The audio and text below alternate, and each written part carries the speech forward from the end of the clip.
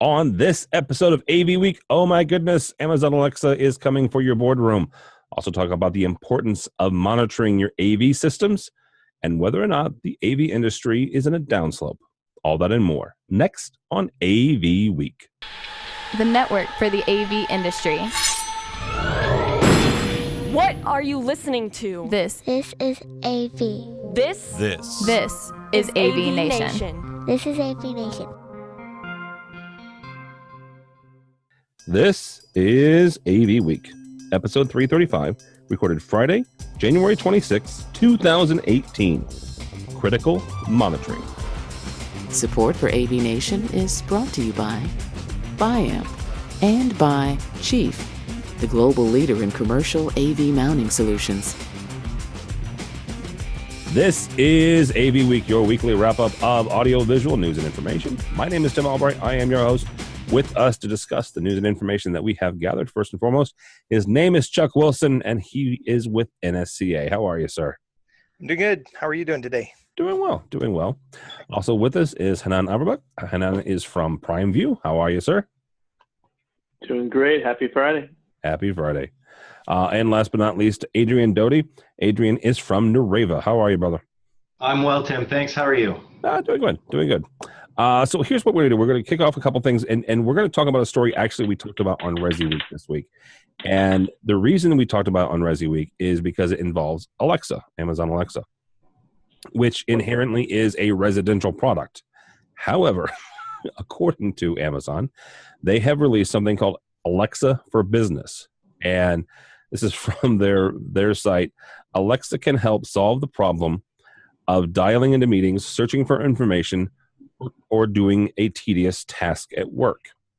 What's interesting here is we'll put the link on the website, you're going through this and they have several Alexa products, and understand that it's not just the voice interface, it's also the video interface as well.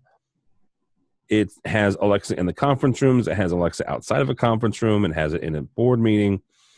And when this was announced and released, there was quite a bit of debate on social media with a number of experienced AV professionals, commercial AV professionals, who were raising concerns about security and about having a consumer device in the commercial environment. Adrian, I'll start with you on this. What do we think about having a consumer device, having Alexa in a commercial situation? So personally for me, I read a bunch of those articles and the teeth gnashing that occurred, and I wondered if any of them had the same concern when they started bringing their voice-activated cell phones into the meeting room. The underlying security concern of asking Alexa for something is no different than OK Google or Hey Siri.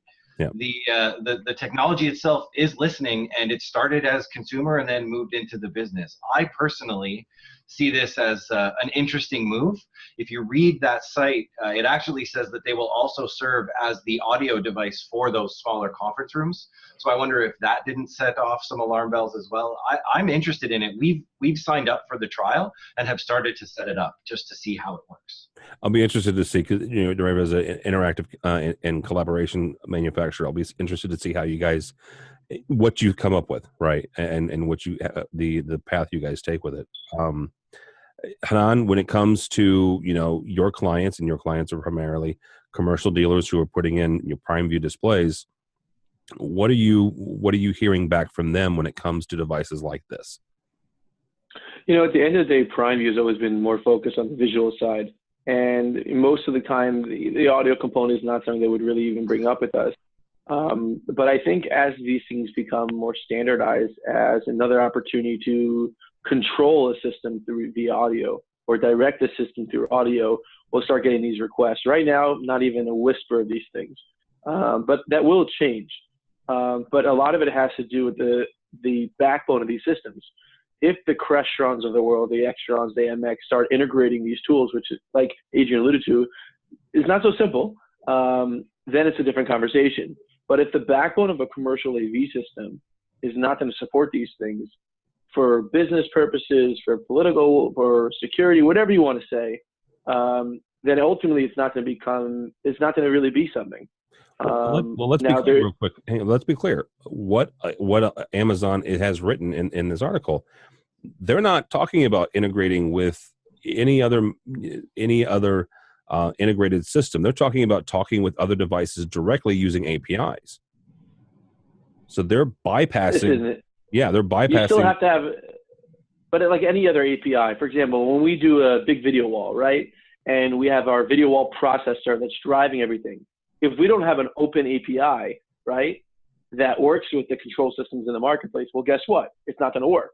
So when someone says API, is it a soft API, a hard API? Is it really going to work? I mean, I remember when we were pioneering at the standpoint with Valens in the days of HDBaseT, when they first came out with that first chipset for, HDBaseT protocols. And we were the first guy, everyone's like, oh, it's going to work with everybody. It's an open platform. It's compatible with everyone. Yep. Well, guess what? It wasn't. And we had some major projects like Salesforce, University of Alabama, like big name projects that went south because guess what? That handshake didn't happen. So when someone says to me, oh, it's open API or there's no compatibility issues, I call BS. Do me a favor. Define for me the difference between a soft API and a hard API. There's no true definition other than the fact that when I want Hanan's definition. You use the phrase, I want Hanan's definition. Sure. I would say soft being that it has certain levels of compatibility. Adrian, you know what I'm talking about. When it says that it's hard compatible, it means that it really works with everybody. Okay. So it's like similar to the way I guess you could say when HDBaseT originally did what's called HDBaseT 100 series, their first chipset. It was sort of compatible with others. And the press release, and the new one's like, oh, it's really compatible. And the press release dances around the issue too, right? It says that if you want to integrate it with your system, you can write your own Alexa skill and have that work. So it even obfuscates the API issue in its own announcement. So it's going to be more complex than it looks like on the surface. Yeah. All right, Chuck, let's bring in the integrator here on this aspect. When it comes to putting these in, one of the biggest drawbacks or one of the biggest complaints that folks had, when they were writing the articles and commenting commenting on social media was the security issue. One of the companies that Amazon puts out there that is already using this is Capital One. Let's be frank about what Capital One is. Capital One's a bank. They're a credit card company as well. This is not a company that is unconcerned with security. So when you're talking with your dealers and with the integrators that you guys deal with at NSCA, what are some of the things that they're coming back and saying, this may or may not be a good idea? Well, and the guys are right here, is that it caused a lot of concern right away, and it was all about that. It's that really, to me, boils down to the difference between using voice to start your meeting like you would use some other form of a quick launch kind of, try to get that meeting going quickly, to call up someone or do something. But when you talk about this in terms of what it could mean in the future and that Alexa is always listening, I think that's what's freaking people out, is they know this thing is always listening. And so if they say something and it they tie it over to what's going on in their house when things don't go right or whatever with it, is we're in this mad race to simplify and to make it easier for the user to start their meetings quickly and stuff. But behind the scenes, with us people that work behind the curtains and all that, all of these simple sounding things make our lives very, very complicated. But we do know that many of the control system manufacturers and stuff, they're looking at ways to incorporate this as a way to get the meeting started, but nothing further than that. It's like in the thing I think it mentioned, you can tell Alexa to go fix your printer or something like that, or call IT to go fix your printer and stuff. And I think maybe they extended this way beyond into the future, or way beyond what we're ready for in our current world of cybersecurity and all the other issues that we've got going on. So I don't know. We got dozens of calls about this, of course, and the question really was, the question really was, is this Are they taking over the whole conference room, or are they just starting the meeting? And that's what people want to know. And that right there is the $1 million question. Mm-hmm. And unfortunately, right now, I don't know that anybody knows because, to Adrian's point, there was some squishy language in there where, they were just saying, hey, here's this thing, and here's some things that we can do. Question remains is what exactly they're going to be able to interface with and create an actual integrated solution. So, all right, from our buddies over at Commercial Integrator, quote unquote, sales and employment growth remain flat in latest AVIXA Pro AV Business Index results. Our buddy Craig McCormick wrote this in it. He says, in the monthly report, the Pro AV Sales Index continues its slide, this time from 59.6 in November to 58.3 in December, while the Pro AV Employment Index dipped from 58.6 to 57.8 from November to December. Hanan, we'll start with you as you're talking with your clients. Are they feeling any sort of pullback or shrinkage, or are we getting, or is this an anomaly and they're still growing? I don't know where those numbers came from, I'll be honest with you, because I'm seeing, quite honestly, the opposite. On a personal level, our team has grown, 200-300% growth the last few years here in the U.S. Because we need to grow constantly to support our customers. So I have no idea what the basis of that article is at all, to be honest. All of the integrators I'm speaking to are either growing or being acquired by someone else at this point. I don't know someone that's not on the diversified radar for acquisition at this point. But all jokes aside, almost everybody I speak to is either hitting their numbers or exceeding their numbers. So everyone I know is hiring. That's the biggest problem. When you talk about Ignite and things that, they're trying to do is trying to attract the young talent. But I see a constant fight over talent in this industry, or better yet, affordable talent as well. The numbers that I'm hearing people getting offered for engineering positions with no real understanding of anything is beyond me. So I'm seeing total growth across the platform, not flat at all. Well, and to be clear, to answer your question, this is a survey from AVIXA, but it's a survey, right? It's based on their integrators and their members, and they send it out, and folks who respond to it, that's where they're coming from. So, in their defense, I hear what you're saying, but if you take 1,000 people in your poll, right, and only 3 of them work at diversified, right, and the diversified 3 is growing, or the AVI 3 is growing, right, the other 997 are either being acquired or not seeing growth because it's top heavy. I think that's really the issue. Okay, Chuck, same question as you're talking with your members. Are they seeing growth, or are they seeing some slippage? No, I agree with the gentleman just before me. I don't get this at all. Our numbers aren't like this. So we just did our state of the industry report, and every indicator we use is going up. So if you look at every vertical market, with the exception of house of worship and manufacturing for whatever reason, those markets weren't going up, but the others had a nice steady growth, and we project that growth through 2021 now. So from 2018, 2021, everything that we're looking at, and our data comes from the on the installation side. So these numbers might be what manufacturers are reporting in terms of sales numbers or something, but out in the field on the integration side of this, we see something totally different. Right now, our average NSCA member has 7 open positions. The average size company is 45 employees now, which has significantly raised because of the merger and acquisition. It used to be 28, now it's 45 within just a short period of time. So we have this, we have 7 open positions. You think about that, that's 17,500 open positions, because there's roughly 2,500 systems integration firms in the United States and Canada. So if you look at that, maybe this report shows that there is no employment growth because there is no people out there to fill these positions. Maybe that's what this means. But I assure you that people are looking for people, and they got more business than they know what to handle. Our backlog report is very, very healthy. So our members that report to us what their percentage of backlog is going into the year, very, very good. So I don't get this number either, I guess. Well, yeah, I will say that Craig interviewed Sean Wergo from AVIXA, and he says, we're seeing a consistent story of growth. This may or may not be, an anomaly of being down a little bit over a point. So, Adrian, same kind of question as you're talking to folks. Are we seeing growth in the AV industry, or are we seeing, flatlining or shrinking back?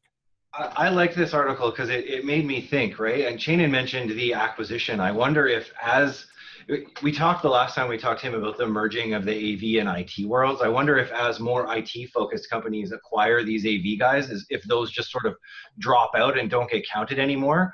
But from our perspective, we see the same thing. When we talk to our channel members, our dealers, they're all hiring. We had one get acquired. We even had one rep leave one dealer and ask to have their new dealer that they went to resell our product. So we don't see a drop from our perspective.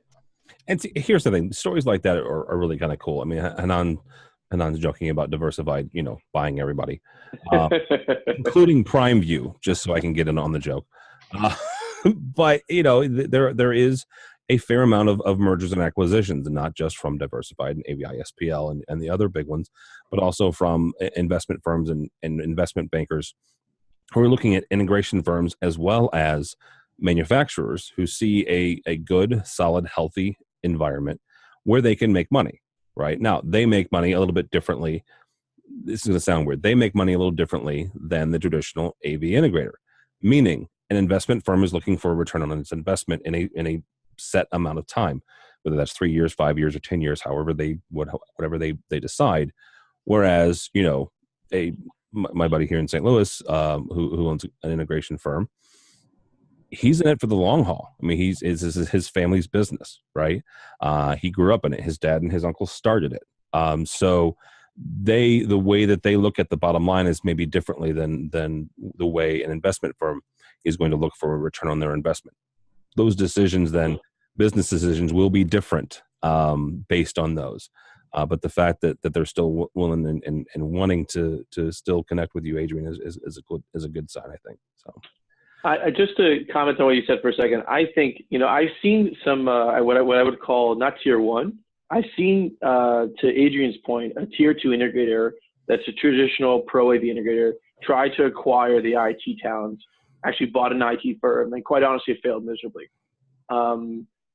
But I've also seen in the last 6 months, the opposite extreme, where a traditional AV company has acquired security integrators and then attracted talents and the likings of a Tyco Johnson Controls to help truly streamline these things. And a lot of times you hear about M&A action, they don't streamline anything.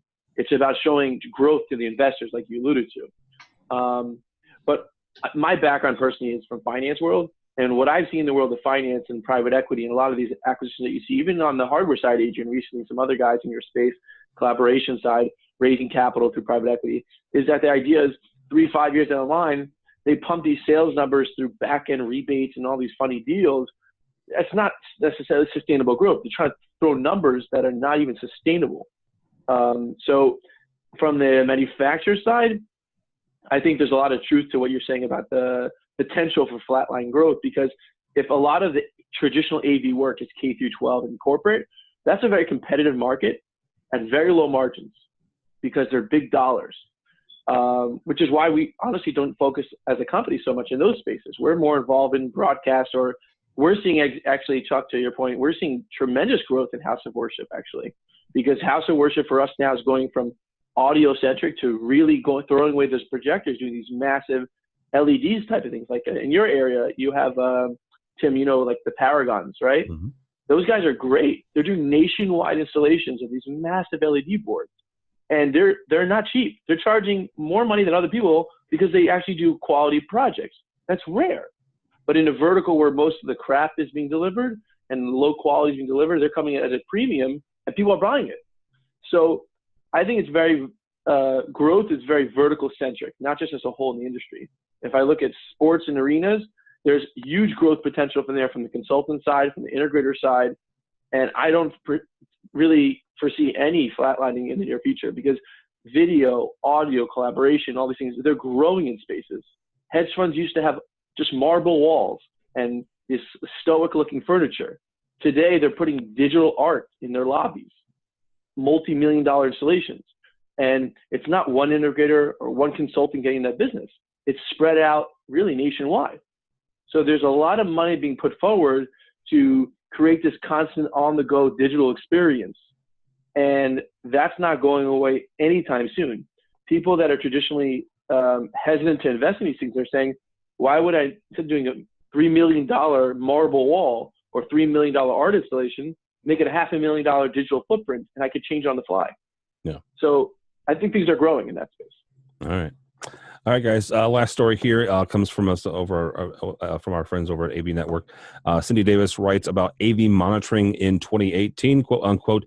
AV connected to the network should provide actionable information in real time for immediate troubleshooting, diagnosis, and analysis. Cindy goes on to talk about the number of AV devices that are on the network and the things that you can do. Adrian, I want to start with you on this.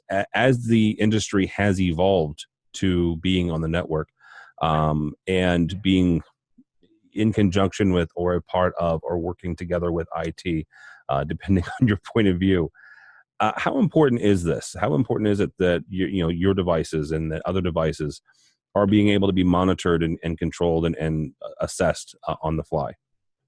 I would tell you that I would say 95% of the demos that we do most of them virtually. That is a question that comes up, right? Can I monitor it? Can I update it? Is there proactive monitoring? And it's something that people expect now. Our perspective on this is that it is critically important. And if you weren't sure about how important network devices network connected AV devices are, ask Amazon if they're interested in the space. Yeah, that's actually a really good point. Chuck, when it comes to the dealers and the integrators in SCA, how much are they doing when it comes to monitoring and putting these systems in, and whether that's a service where they, a monitoring service, or it's a full onboard, on-prem situation where they're giving the client the ability to monitor and assess these systems? It's a little bit of both, but we're seeing rapid growth in this area for sure. So analytics, video monitoring, everything as a service, doing, having onboard, or outsourced labor on site to do the kind of managed services things. It's a growing part of what we're doing, and we're seeing, the whole reason we started this Pivot to Profit conference is about recurring revenue. So the whole goal here is with and a lot of the products we're seeing, eroding margins, let's say. With some of the items being commodity now. So our integrator members are looking at ways to shore up the profitability of the company and ways to build owner equity. And the best way to do that is to be able to create a managed service agreement with each and every client that we have. And so having these network operation centers or ability to remote monitor, remote access and look at things that are going on in the network, looking at bandwidth and traffic and all the things that are somewhat predictable in terms of if there could be a problem that's existing and they don't even know about it yet, you go in and solve that and so on. So that's a big thing for us. And we're now, looking at all of the different cyber security issues that come along with that, and all of the, our members are really becoming what I think is having a culture of cyber smart with their employees, making sure that they're not doing stupid things when they're out on client sites or monitoring their networks and stuff. So I think it's a big deal. I think this was a great article, by the way, and it's something that everybody should read just to kind of get the feel of what the future looks like. Because I see big things for this in the next few years. Well, absolutely, and it's you mentioned, and we're going to get Hanan in here to talk about monitoring monitors. Yeah, but this is the commercial version of IoT, right? And this is not new to us in any way, shape, or form. I remember the very first RJ45 I saw on the back of a switcher back in the late 90s, early 2000s. So this has been a slow development for at least for our industry, but being able to access and assess the health of a system and to be able to troubleshoot it is incredibly important. So, Hanan, how do we monitor your monitors? Yeah, it's interesting because in Q4 on the design side, towards the end of 2017, most of my new requests that came up were building these SOCs and NOCs for some of the largest financial institutions and banks. So whether it be credit card processing or credit card companies or banks. And one of the interesting things is that they are interested in themselves as an end user monitoring things and having a better hold of what is actually going on. But if the integrators themselves, and this is going back to what we were talking about before for a second, if you're not a larger integrator, right? If you're not a tier one integrator, one of the difficulties is to offer these services. If you just subcontract this to another country, then you're going to lose that in quality. So if you're not a larger integrator, you have to build out the infrastructure to support these things. Ultimately, if you just to have that, top line revenue of additional services, while that's definitely great, and to Chuck's point, it definitely increases your margins if you have these services. I think it's a scary thought if you're a tier 2 or tier 3 integrator, because if you don't have these things, you're not competing against tier 1. From a physical hardware standpoint, most of the developments that we've done on hardware side is not just the 4K or the HDR, things of that nature, which are important, but it's been more of the focusing on developing that KVM over IP, developing things that are more IT centric. So the issue that we're seeing really is that while these things are definitely going to be what you see moving forward, the monitoring and being able to really dial in and see what's going on, I think that if the hardware is not there to support it, if the network is not there to support it, and you don't have the infrastructure as a team to be able to support it, you're screwed. I mean, it's really going to be a problem. The skills, right? You have to find, if you're one of those tier 2 or tier 3 guys, you've got to build that talent pool, whether you train it in-house or hire it from somewhere else. And it starts to get real messy if you're not ready to understand what that commitment looks like. Yeah. It's a big deal. I mean, talent-wise, it's to find. Look, in our company, we had to hire some guys who had some IT-centric skill set because we were more of a traditional AV technology company before. So we're actually in the process on the acquisition side of acquiring certain software-centric companies, acquiring some of the IT talent because we know it's going to be network-centric. So when I sell a video wall processor, for argument's sake, that goes on a display wall for a Chevron. No, okay, great. It has KVM over IP. It has the functionality. But if I don't have someone inside of my company who understands networks, when we get that service call from Mr. Integrator Tier 1 through Tier 10, doesn't matter, we don't know how to support it. Yeah. So we're not an AV company anymore. We've evolved to where we have to be IT-centric. And I'm not using that word loosely. It means we have to have someone who understands what does a 10 gig network mean? What does it mean? Most people in AV are like, oh, I just know it says it on the spec. Yeah, absolutely. So we are the folks that I talk to on a weekly basis. There are more and more of them that are either training their internal folks or, to Adrian's point, trying to go out and hire IT folks to get their installations and their companies up to speed on IT. So, all right, guys, that is going to do it for us. Thank you all so much. Mr. Hanan, how do people find you and or PrimeView?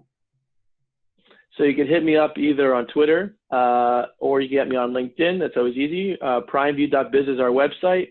I'm based in New York City, but the traditional shows like at NAB, at Infocom, I'm definitely there. Otherwise, I'm on an airplane to visit guys like you in St. Louis. All right. Adrian, thank you, sir. Thank you. So Nareva.com is the primary website. You can find us on Twitter at Nareva Inc. And if you're going to ISE, we'll be at stand 13-D110. All right, very good. And Mr. Chuck Wilson, I appreciate your time as always, sir. Thank you so much.